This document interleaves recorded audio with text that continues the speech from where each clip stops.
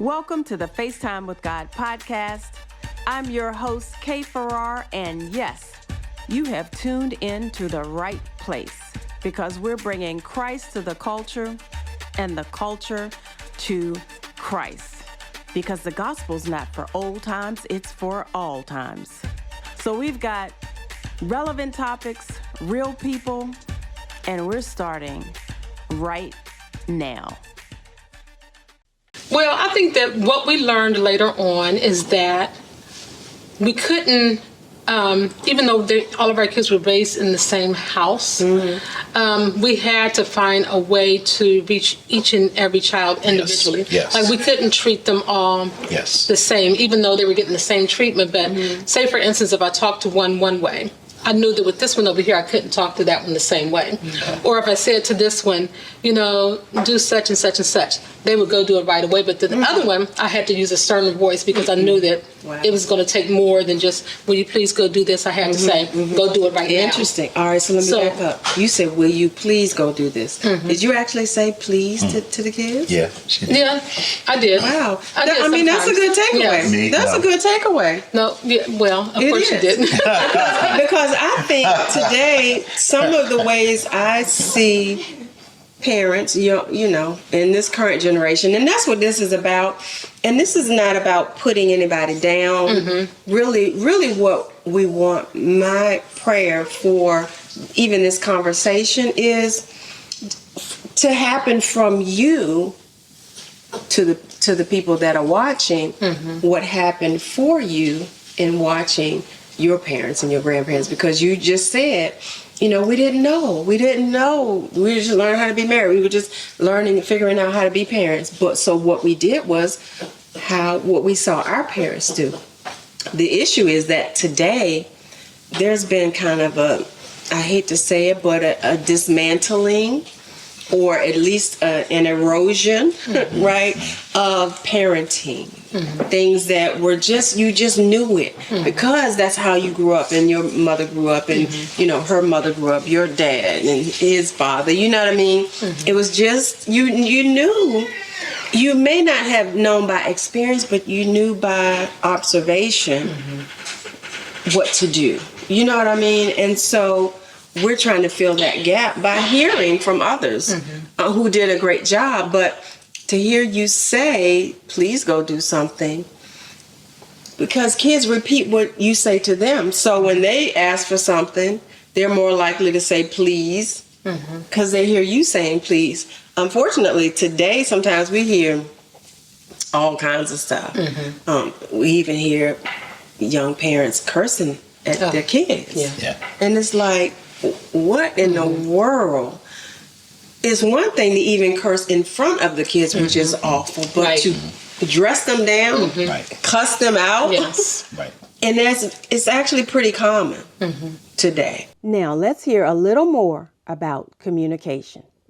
So talk to us a little bit more about your communication with them, how you spoke to them. All right, you said you used please, you said you didn't.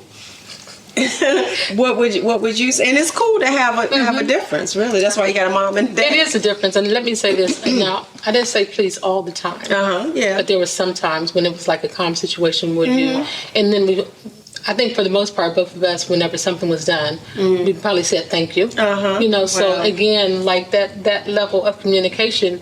Now for him, he was more like the military style parenting.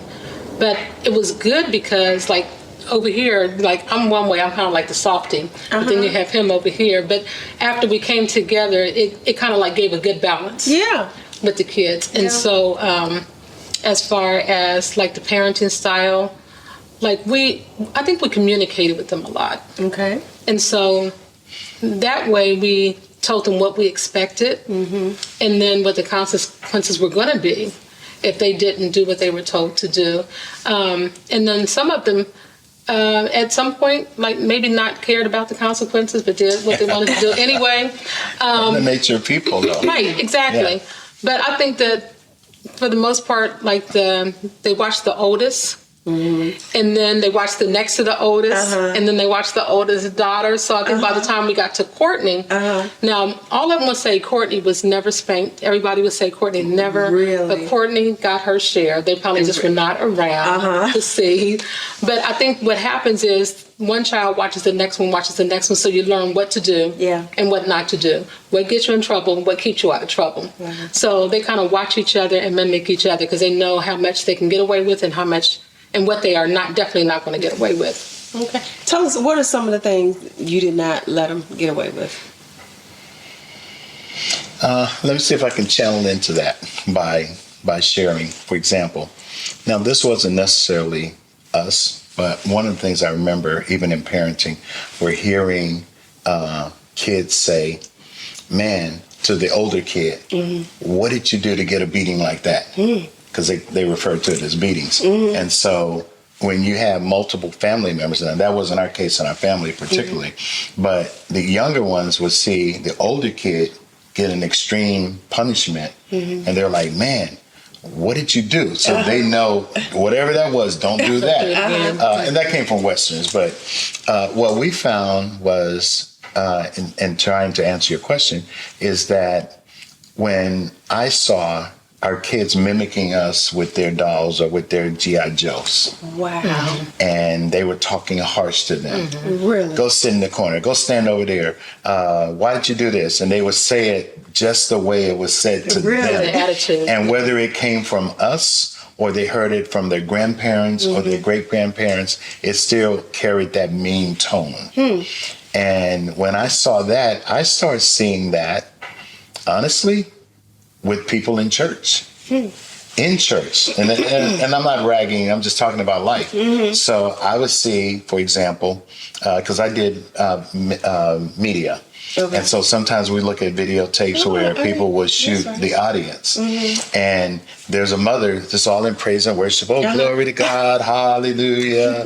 Thank God for being here. And the little kid is turning out over here on the seat. And the mom would turn around and just smack the kid and have this mean look on her face. Didn't I tell you? And whatever. And then she turn around and then hallelujah, glory. And I'm looking at this like, wow. So there I saw a double standard. You're in God's presence, teaching them to praise and worship God, but it's okay to turn around and smack your kid meanly because they were trying to ask you something, and all they were trying to ask you was, there's a little dog coming in church that shouldn't be in church, that's getting ready to bite your foot.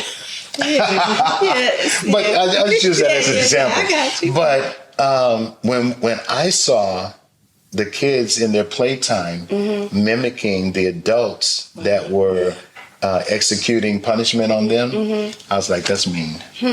And somewhere in that vicinity, we decided to have another meeting, and we needed to change our punitive actions because it wasn't that wasn't working, we just didn't like the approach. So how often and I know it depended on the child, but like, since you had 4, would a week go by that nobody got a spanking? I don't know if it was just spankings. I didn't count it like that. It was just, yes, to answer your question, yeah. There was a lot of times that they didn't get in any trouble. But what we learned how to do was to divert their energy to more positive things. And so we found how, instead of just always coming at them about, you didn't do this, you didn't do that, you didn't do the other, you didn't clean your room, why didn't you do your chores, why didn't you do all of that? Because they were different personalities, we learned how to build them up. Okay. And it works in life in general, because if you don't build your kids up, you can't expect much from them. Because every time you come at them, for some kids, the only time they get interaction with their parents is when they're in trouble. So what they do is they get in trouble. Get in trouble because I want some attention. Because even if it's a corporal, they're going to get a beating or a spanking or whatever. They're in close proximity. Mom is holding them while she's whacking away, and it's pain. But they got mom's embrace. They have dad's total attention at that time. And we would see things like that. And when we would see it, our thought was, that's not right. The only time they shouldn't only have personal time with their parents when they're in trouble, and they're being punished. There should be some times when dad comes in or mom comes in, they're not in awe or looking out because the envelope is coming. Yeah. And they're going to get in trouble. Yeah. You know, you see adults walk up to kids and the kids will do like that. Yeah, it's that's okay, so that's a public sign. Something ain't going right behind the doors. Right. But as she said earlier, I had to learn, and we learned that personalities are different. You can say something stern to this kid and they will go do it. That kid would get their feelings hurt. The other kid will come back at you. It's like, okay, but I ain't trying to do that. And then the other one will be like, man, I ain't saying nothing. I don't know which way to go. Yes, no, or the other. Who came back? Was it Audrey? So we try not to call names, but they already know. I think each of them, don't call it. each of our children, in their own way, they had questions, and we allowed them to ask questions, because they want to now understand, why do I have to do this? Yeah, and it used to be because of the way we were brought up. Because I said it. Well, that doesn't teach them anything. Which raises a good point, because not everything that was done to us should be repeated. Meaning that if you know, it's good to evaluate it and make changes. I'm just not into having a conversation with the child about what do you want for dinner. Like, I don't know that one. It's like, whatever mama put on that plate, that's what you're having for dinner. Yeah, because I think that's what I see a lot now. And so I'm like, why do they have a choice? Because that means that if they choose something that you don't feel like cooking, or if you sit something in front of them, oh no, I'd rather have this. I don't like this. Right. So in our house, you're going to eat what's on that table. Or you're just going to be hungry. Or you're going to sit there and eat it until you get finished. And you're not going to rake it all on the floor under the table or put it on a napkin and throw it in the trash can. But it's like they ate whatever was in front of them because that's what they had to do. And then even with little kids, like getting so many choices about what do you want to wear to school today. At 4 years old, really? Put something on that child and send them out the door. Because I think that, I don't know, I think this new type of parenting is giving them choices, and I understand that. But some things, like you can't give the kids too many choices because then before you know it, it's taking a lot longer to get dressed. It's, causing you to run behind on your day. And even with like the food or packing a lunch or whatever, like what do you want on your lunch today? Really? Yeah. I mean, I guess that day, it's like, I'm thankful I'm getting lunch.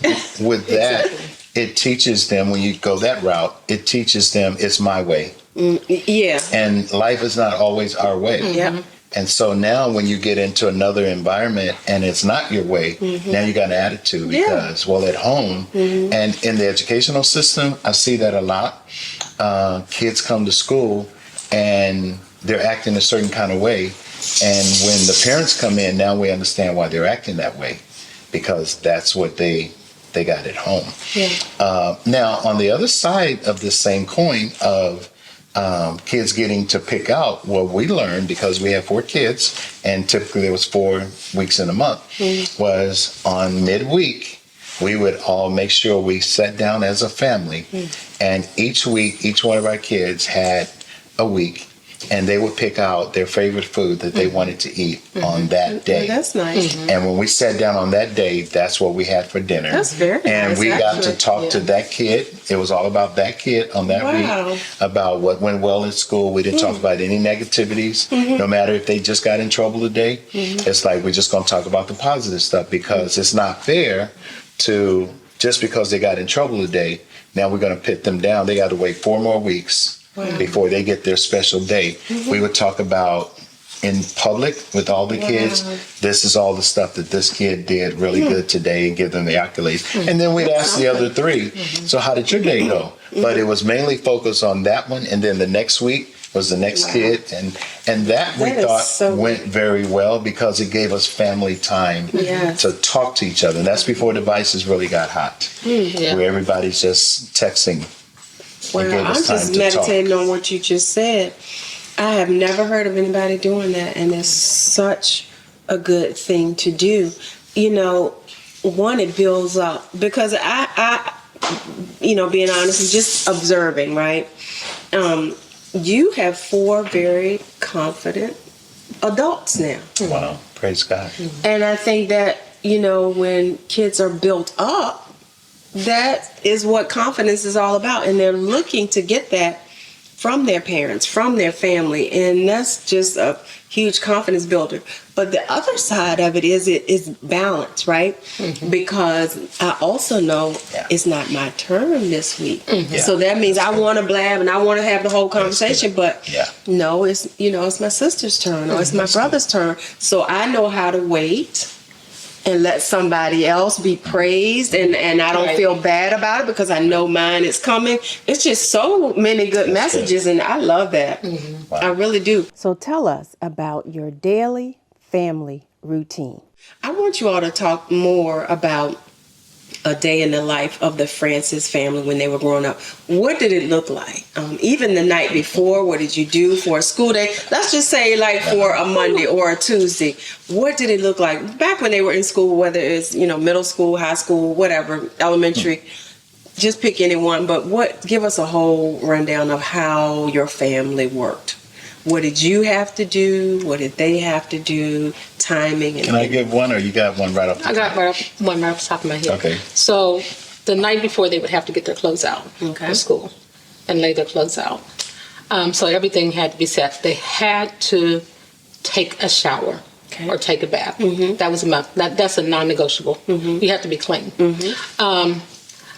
When they woke up the next morning, they had to make up their bed.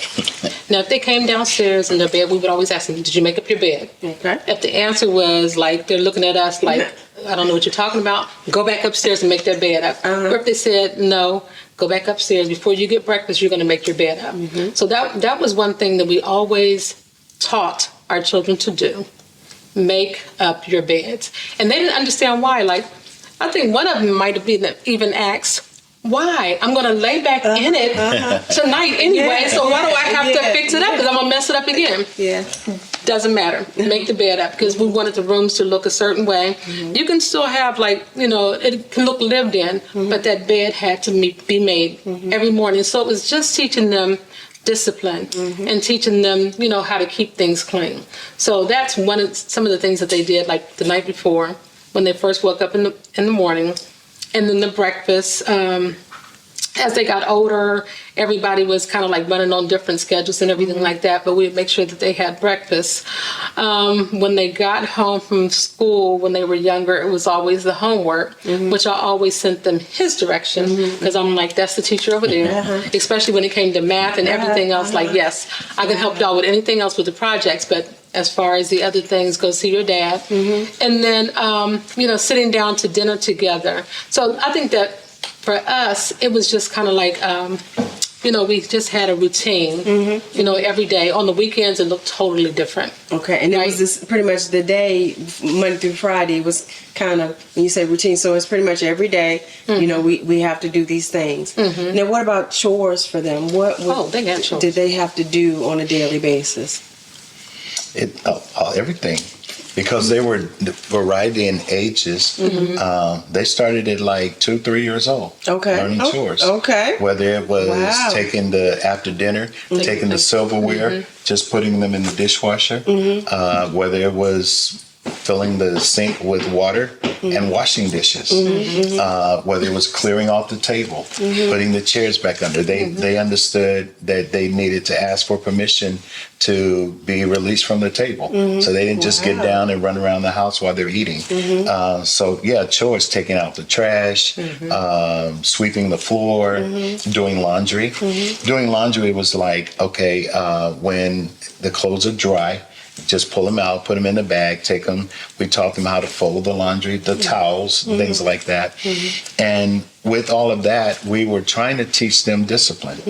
We taught them, and I didn't realize it was a big deal until later in life when I'm hearing parents say that they have to go wake their kids up to go to school. And we're like, why? And it's like, because they won't wake up. There's like, don't y'all have to do that for your kids? So some kind of way we instilled in them, when it's time to get up, you get up, wake yourself up, stretch, you don't just go back to sleep and press the clock. You get up and you do what you need to do. You come down, you have breakfast. So, yes, in chores, but along with those chores, the discipline, as she was saying earlier, they couldn't come downstairs before they brushed their teeth. If they woke up and their hair was distorted, they had to go back upstairs and fix the hair. And they had to represent when they came down those stairs. And for us, that just taught them a discipline. But when you mentioned the scheduling, because we had 4, particularly when they got closer to middle school and they were involved in sports, we learned how to sometimes on the same day, same time frame, all 4 of them had games at 3 different schools. And so we had to figure out how to, for both of us to be able to, for them to see us there on their special day. And so what we figured out was each game had a quarter. And so it was a little complicated, but we would start on each opposite end, and I would go to first quarter here, first quarter there, second quarter here, second quarter there, third quarter, and then we crisscross. And by the end of the day, we had been to a quarter at each kid's game. Wow. The challenge with that was on some of the quarters that we went in, they weren't in the game. And whenever they got in the game, neither one of us was there. Yeah. And it was just like, as soon as you left, they put me in the game and such and such. But the fact that we were there and they could look out there and see and know that both of us were going to be there, not together, but we would both be there. I think that made a difference in their lives to know that we were there on those days to support them. Was it a sacrifice? Yes. But we realized they will only be those ages once, and we could never go back and get those days. And I want to, and we're probably, and I already decided, I said this on our break time, is that we're going to need to bring you back. Well, so this is probably the last question. All right. Now, what about that S word, sacrifice? I do want to hit on the topic of sacrifice, right? And I want to tell a quick story, and maybe I will, about my dad, right? And one of the stories was that when my mom found out that she was expecting me, my dad had just bought his quote-unquote first new car. Now, new is not like brand, like nobody ever drove it new, but it was new to him, and it was an updated, it was a nice vehicle. Car he, had enough money, now we can get a nice car. And then she told my dad that she was expecting. I don't know how he did it. Well, he took the man's cigars. I don't know what he did. But he took that car back. Wow. Because he knew he had a child coming. Wow. So that means diapers. That means, that means we got to take care of this baby. And so he prioritized the child over something he wanted. And I think that's something that we might be missing today. But talk to us a little bit. What did that sacrifice to be a parent, what did that look like in your family? Like, what did you do for them solely, that you had to put yourself down and put them forward? I don't know specifically, but I know, for one, growing up, I didn't quite understand the sacrifices my parents were making to raise me. So by the time I came along, I was the only child.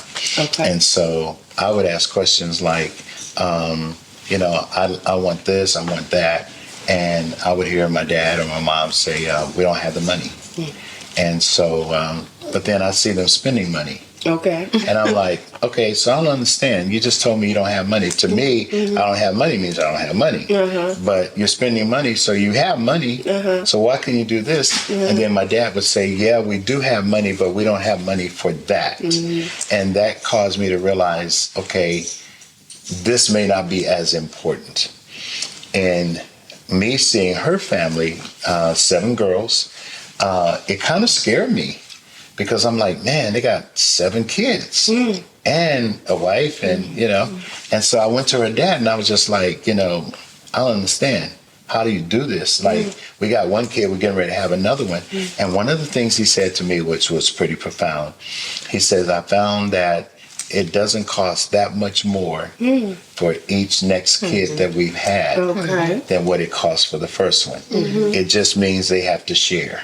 Wow. And that made it easy for me to not be spazzed out by like, we're getting ready to have another kid. It's going to cost twice as much. This one's going to cost 3 times, 4 times, 5 times, 6 times. And they learn to share.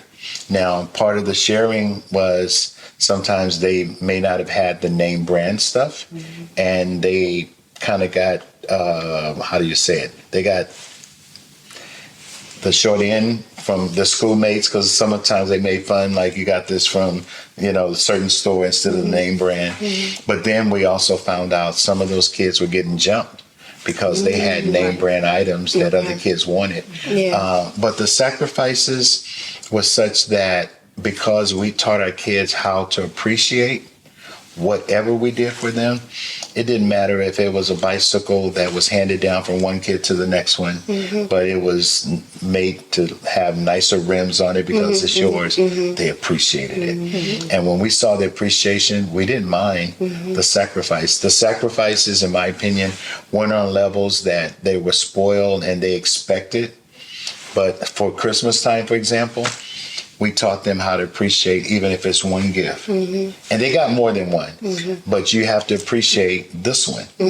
Because if you don't appreciate it, what's the point of our sacrifices? Because we saw kids just like, they'd open it up, where's my other gifts? And there wasn't appreciation when we saw that in certain kids.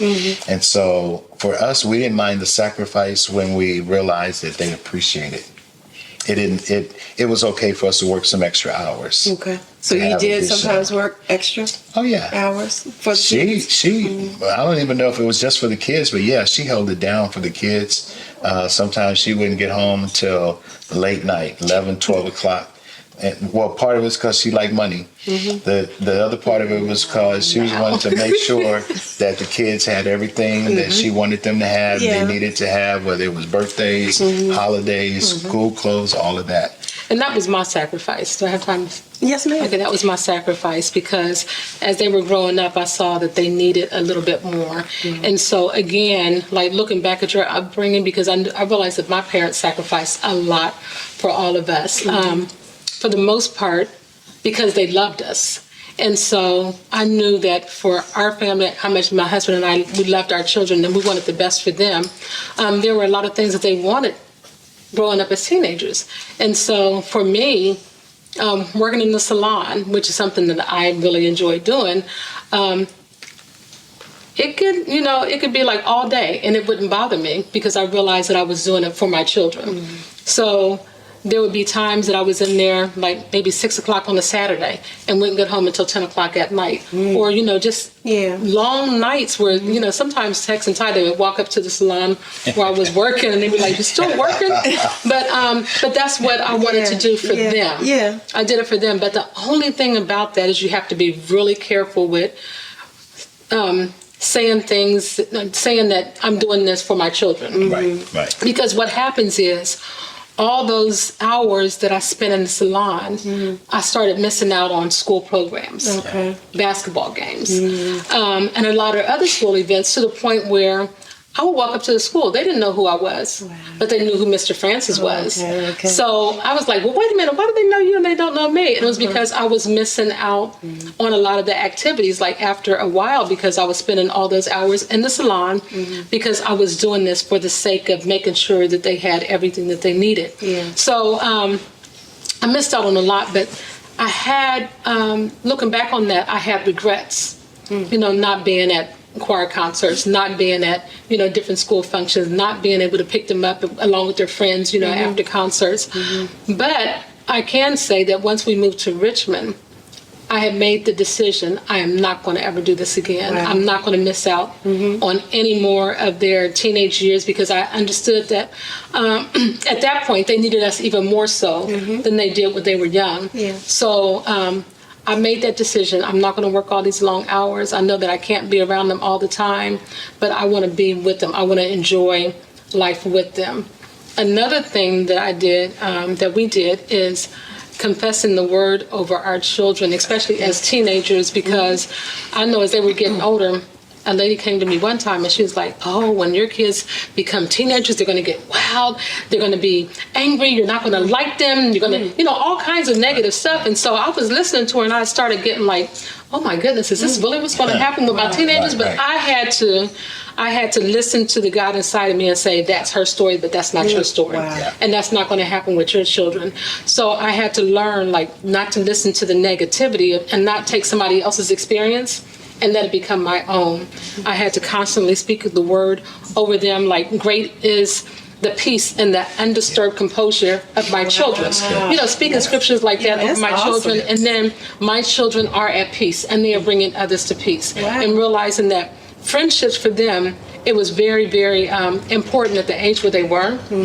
And so praying over their friends and making sure that they had godly friends and they were, going to the right places and things like that. And that's why I'm so grateful that you all were at Richmond Christian Center, the STEP team, and Bloodline and everything else, because that's what, during those teenage years, they loved being there. Wow. After school, they didn't even have to check in at home. They went straight to the youth church, and we knew where they were. And we didn't have to worry about what they were doing because we knew that they were in good hands. So I think it's times like that and things like that that you need a community to, what you're doing at home. But you also need youth leaders, such as yourself. A trusted community. Absolutely. Absolutely. So when we did move to Richmond, we had that, in the youth church and in the ministry there where we didn't have to worry about them. They were having a good time.